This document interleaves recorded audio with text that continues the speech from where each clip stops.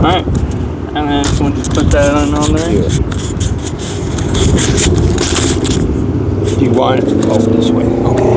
Oh. Yeah. Whatever works best. Cool. So what is your name? Jeff. Jeff Devin. Yeah. Okay, so we were talking a little bit before. You said you were from Michigan? Yes. Okay. I was born and raised there. Left at 18, went into the military, and spent 10 years in the military before getting out and driving a truck. Okay. What'd you do in the military? I was a combat engineer. Okay, so blow up things. Yeah. Okay, I'm a little familiar. I'm just about to get out. National Guard side. I'm a medic. Okay. Yeah, so I know a little bit about them. What'd you do with the combat engineers? Where were you stationed at? I was stationed on Washington State and Georgia, stateside, and then twice in Germany, in Hanau and Aschaffenburg. Okay. How was that? How was Germany? I loved it. It was peacetime. People liked us being there, except when the wall fell, and then the attitude changed a little bit. Like it was more negative? Yeah, they appreciated us being there, but didn't want us there as much. Okay. So. Okay. Who was mad at you? Was it everybody or just like a certain side? I didn't find any one particular group more wanting us gone. It was just a general attitude towards us across the country. Okay, just people being more negative maybe and like having more of an attitude? They weren't as tolerant as they were previous to that. Okay. Was there any wartime while you were in, or were you? The Gulf War, the first one, had just kicked off as I was getting out. So it was, it had started and I had the option of staying, but I was done with it, and so I got out. Okay, good. I mean, yeah, you didn't have to see anything you didn't need to. No. Yeah. Fortunately, no one in my family saw wartime. My dad was in the Navy Reserves during Vietnam, and he didn't see it. And my brother was in the 1st Ranger Battalion, and he didn't see any either. Okay. So. Good. What'd you do after getting out? Drove a truck. It was a quick transition from military to driving a truck, and so I took it. Did they give you your CDL? No, I got that after I came after I'd gotten out. Okay. And because it was so quick, it was a month of training, and I was ready to go. But I had done some driving tractor trailer in the military, so that helped speed the process up. Okay, cool. That would have been early 90s? Yeah. Yeah, okay. Yep. So you did that for about, you said 10 years, you said? No, I had worked for John Deere, one break in there, but the rest of the time was on the road. Okay. So my kids were young, and my wife asked me to do something else while they were young and at home, and so I was fortunate enough to be able to take a quick welding class, and within 3 weeks I was hired and welding at John Deere. So I did that 8 years until they laid us off, and I decided I didn't want to work there anymore, and so I went back to driving the truck. And so when was it when they laid you off? It would have been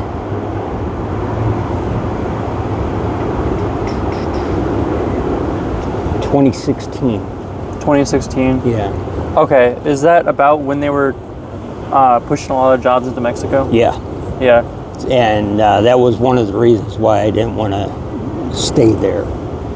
Although their layoffs are temporary, they're inconvenient to us. And so I went back to driving a truck, was able to purchase my own truck for a while, and then I got tired of it and got rid of it.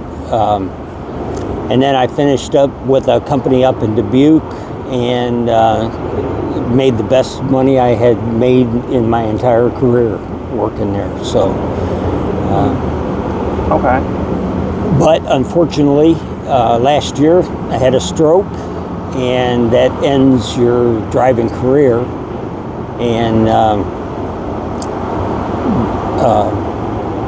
January, I got sick with a kidney issue and ended up in the hospital, and then went to rehabilitation for the stroke after that, and stayed 2.5 months, and then made my way back here.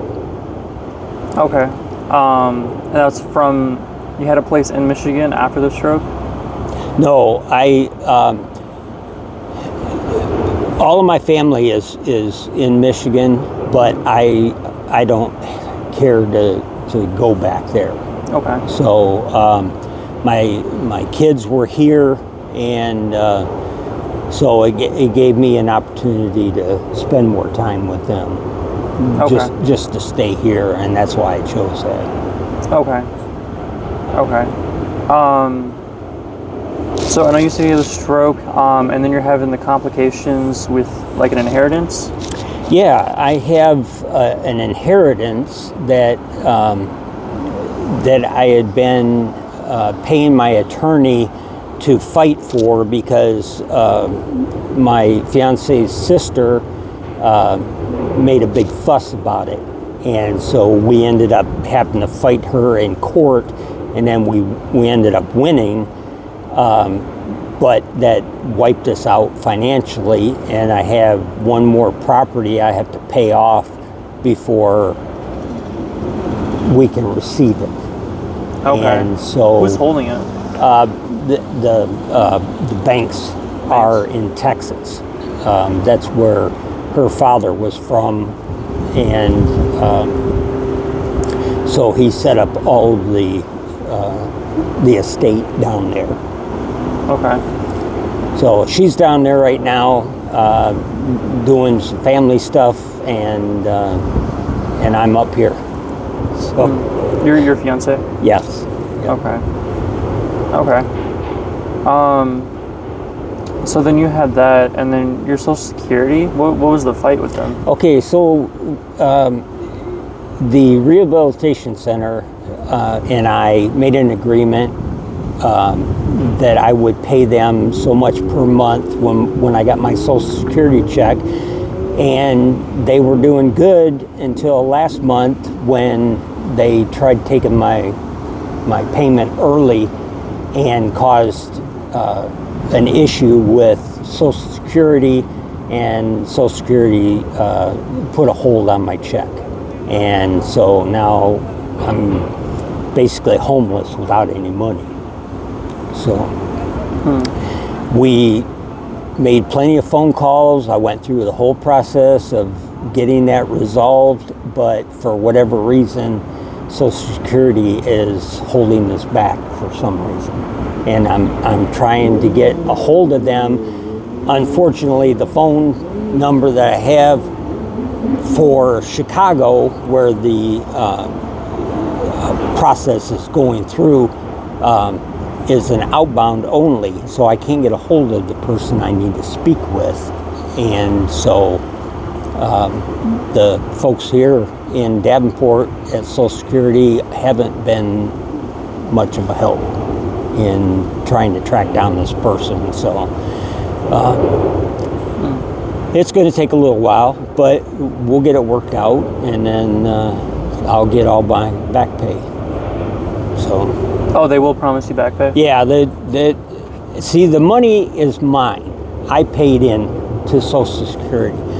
They only regulate it, and unfortunately, right now they're regulating it to the point where I can't get it.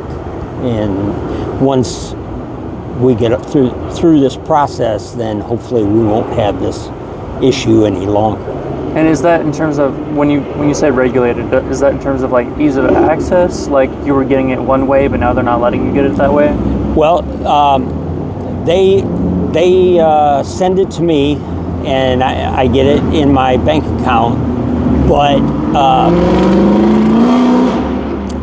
the rehabilitation center tried to take their payment early and didn't get it, and filed a complaint. And that's where this whole process is at right now. The process that I have to go through, I've done, and now I'm waiting on Social Security to verify it and then reissue the past monthly payment. And so it's a pain in the butt, but it's understandable. The only thing I wish either party would have done was contact me first before they did it this way, because I could have explained it much better than what they've explained it to me. Okay. And what was the rehabilitation center doing in terms of like requesting? They're part of the state of Iowa. Okay. And so they believe they had the authority to file a complaint against me for non-payment. And although they did have that authority, they should have contacted me first. And I could have explained that I hadn't received the money yet and just to hold off. But they didn't. They just went ahead and then filed a complaint, and that's where we're at. Okay. So now there's just some weird blockage. Yeah. In terms of getting everything. Right. Okay. How long have you been in Davenport? Almost 3 months. Okay. So the middle of the month, it'll be 3 months. Okay. And you've been without a home for about how long? 3 months. 3 months since you've gotten here? Yeah.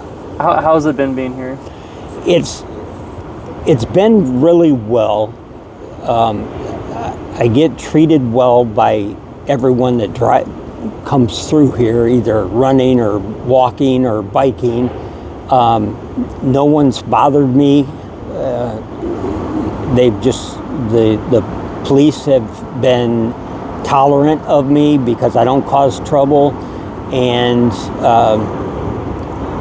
it's nice to have $5 handed to me every now and then, to go get a drink. Or last week I did my laundry, and so all of these things have helped get me through. The Catholic Church has food that I'm able to get. They have clothes, bus passes, and that helps me, navigate the city as I need it. But the drug and alcohol problem is just that. It's a problem, and I wish there was some way for the folks who are partaking in that would see the problem and move away from it. But they seem to be comfortable with it, so they continue to do it. Is there something more popular that you're seeing people do? Is it just like a lot of alcoholism? Or are other people doing like heroin? It's mostly pot and some alcohol.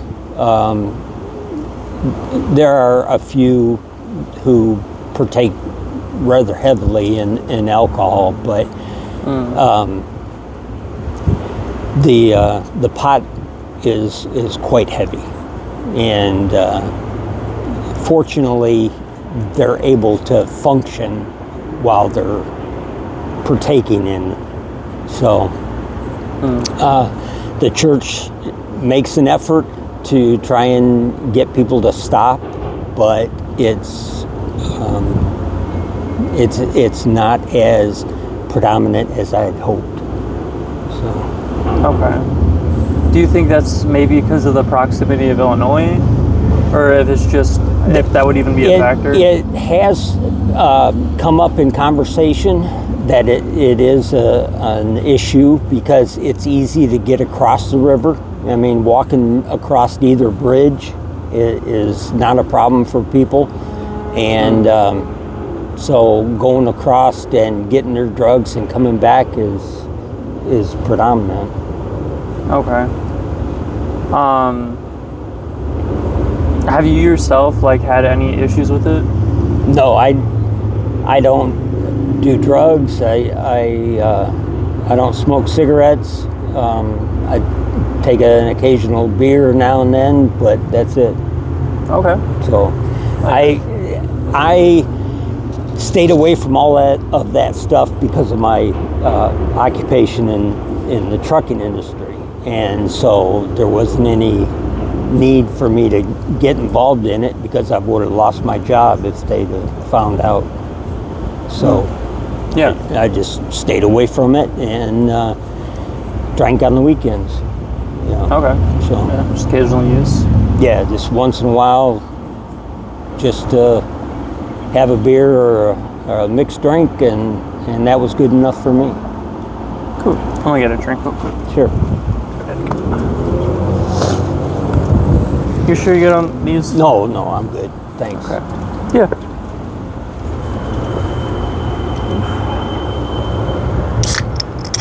Have you gotten a chance to go and explore much? I explored down the river. I haven't explored west of here up the hill any. I'm familiar because I've been in the area for 35 years. I'm familiar with what Davenport has to offer, but I feel it's easier to be homeless here than it is in other cities. The problem across the river is the police are more predominant in what they do with the homeless, as well as Bettendorf. There's just not as many places to hide out and not be seen than there is here. Okay. And in Illinois, you're kind of getting maybe the police bother homeless people more? Yeah. Yeah. Okay. See, there's I can't see it from here, but the down by the Arsenal Bridge, there's no, I'm sorry, not the Arsenal, the Centennial Bridge. Yeah. There's a beach on the other side, and you can see tents over there occasionally, but I'm told that that's what the cops look for too, is they don't want people on that beach camping out, and so they the people who do stay over there are known to take their tent down early in the morning, so it's less predominant for the cops to see them out there. Okay.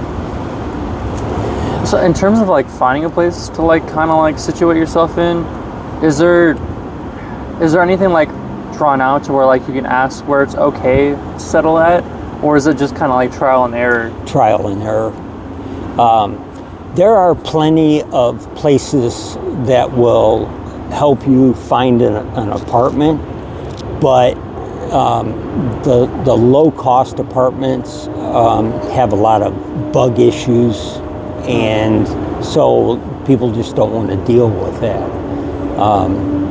And I hear it all the time up there from people at the church that they've had to deal with that their whole time there. So I can afford a more expensive apartment, but I can't furnish it. So they just don't come furnished, and so that makes it more difficult on me because I came here with nothing instead of moving here with stuff, and so I'm just not able to do what they want me to do. So it's just easier for me to stay here under a tree and not bother anybody, and as long as I do that, people aren't bothering me. Yeah. Okay. I mean, do you have any interest in getting an apartment at all if you can get it furnished? Yeah, my whole goal is to get my inheritance so I can not be homeless and doing this whole thing. Unfortunately, I'm trying to take what little bit of Social Security I do get and pay off my attorney so I can get that taken care of. Why won't they let you, like, do some kind of promise of, like, pulling out a certain amount for your attorney from the inheritance? I've asked him that, and he said the way they do it in Texas is all or nothing. So you either, if you owe, you pay it all, and then they give it to you. There's no promissory notes or anything like that. I've even offered to pay people a couple $100,000 just for the amount of money that I need so I can go down there. And unfortunately, I don't know anybody that has that kind of money. That, you know, with me being a truck driver, I was gone all the time. I didn't have a chance to build relationships, and so I don't know anyone that would trust me to take the money that I need and come back and pay them. But I've made the offer, and I've gone as high as $300,000 to try and get people convinced that this was a good thing to do, and it just doesn't work because I'm not in the circle of people that have extra money like that. You know, it would cost me $12,000 to go down to Texas and pay my attorney what I owe him, and then stay for the 2 or 3 weeks while the paperwork processes and the bank processes and everything is settled. But unfortunately, I'm kind of stuck between a rock and a hard place. How much money do you owe the attorney?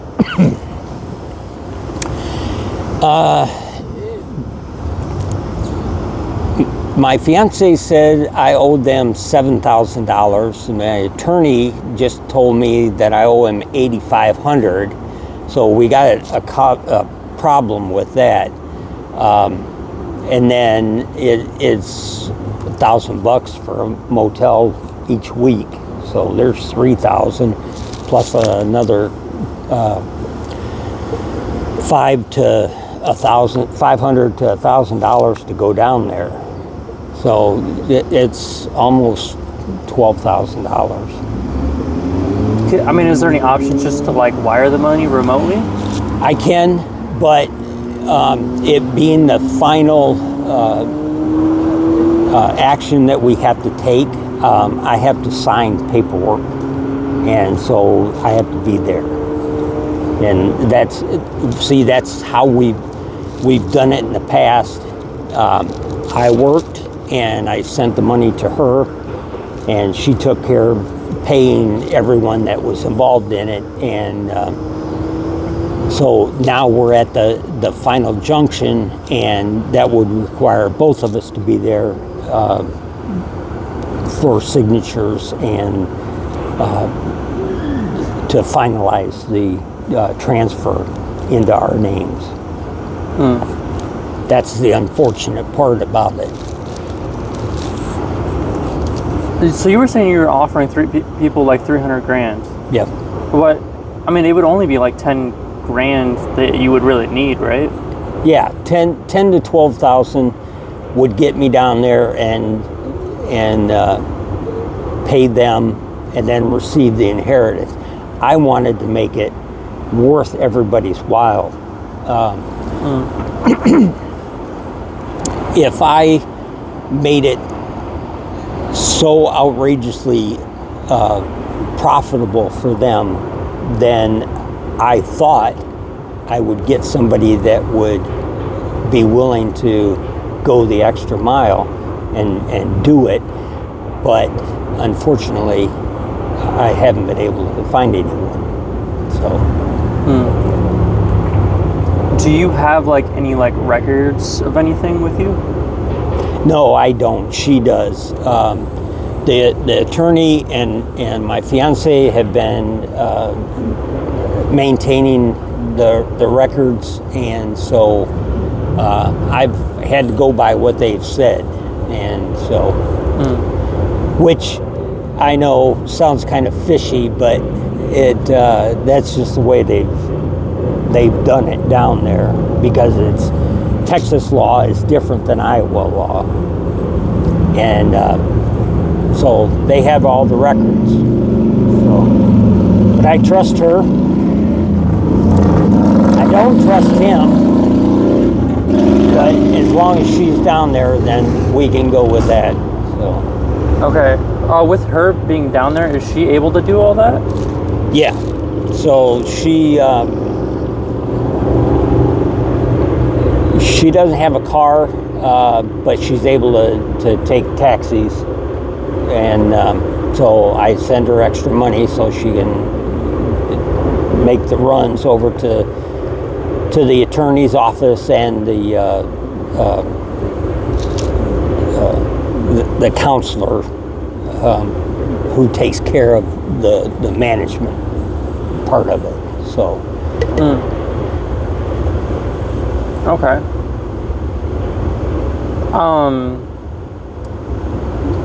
So you're just kind of like from afar providing her with resources? Yeah, well, I was, and so now I'm to the point where I don't have the funds to go down there myself. She's staying at a relative's house, and they're religious, so they tell me, and so because we're not married, they don't want me there. So. Okay. If I could find afford a place of our own, then we wouldn't have any problems. But it just wasn't in the game, so to speak, up till this point. So I wish there were things different, but we're doing the best we can. And so now that I've lost 3/4 of my income because of the stroke, then, it's just that much more difficult. If I'd have stayed driving, I would have had the money, and we wouldn't have this problem. So. I mean, once you get that inheritance, do you have any plans for continuing to work? No. No? You're just going to retire? As of right now, the plan is to retire, but I may find some investments that require me to do something, but as of right now, I don't have any plans. Okay. So. How old are you? 66. 66? Yeah. Okay. We do have several properties across the country and a couple overseas, so we're planning on getting rid of the properties here and seeing what the properties look like over there, because there's a good chance we may end up moving over there. So. What do you mean when you say your properties? Houses.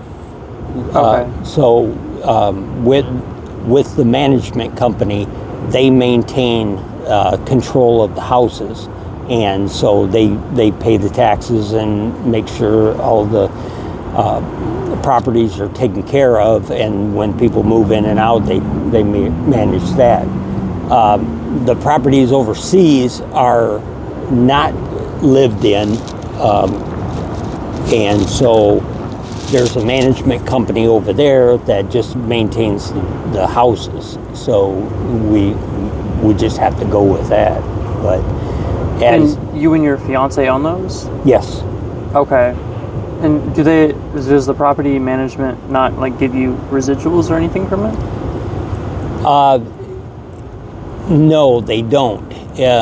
Because her parents died so long ago, it's kind of balanced it out. The money they get in has paid for taking care of it, which really stinks. But because obviously that scenario would have given us money, but that was part of the problem that we were having with her half sister in court. So, are those ones that you guys have bought, or is that part of the whole like inheritance thing? The whole inheritance. Okay. So it's properties that her parents had purchased over the years, and now they fall into our hands once everything is settled. But in the meantime, they're restricted to the inheritance mandates. So. Okay. So you're like almost there, but yeah, not. Yeah. Okay. So. Shit. Do you have a number or anything? Yeah. Yeah. After this, could I get that? Yeah. And I'll talk with you. Okay. Yeah. So I think I know of some ways to help you out. And then in terms of staying here, this is where you set up, right? Yeah. You just a mat. The only problem I have is not with the trains, not with the traffic, is rain. Rain? Yeah, because a friend just gave me a tarp, and so I haven't figured out how to set it up if it rains, because I don't have any pegs or sticks or anything to hold it up. All I would have to do is just lay underneath it, which would work, but it hasn't rained enough since I got it to know how to do it. So yeah. If I had a rope, run it from the tree to the fence, and that's one way. But then again, it's something that the cops could look at and cause problems with. So right now, I just go find me an overhang someplace and stay there. So Situate under it. Yep, I've been rained on a couple times, but I get past it. So yeah, I know it's been raining pretty heavy this year. yeah, so, yeah, it has. So. Okay. And then in terms of food and resources, that's all just been from the church? Yeah. Okay. Yeah. And they've been wonderful in what they've supplied to us. It's a grocery bag every day, Monday through Friday, and I haven't had to go hungry at all. Okay. So that's awesome. Yeah. Oh yeah. All right. So, well, I'll end with that there.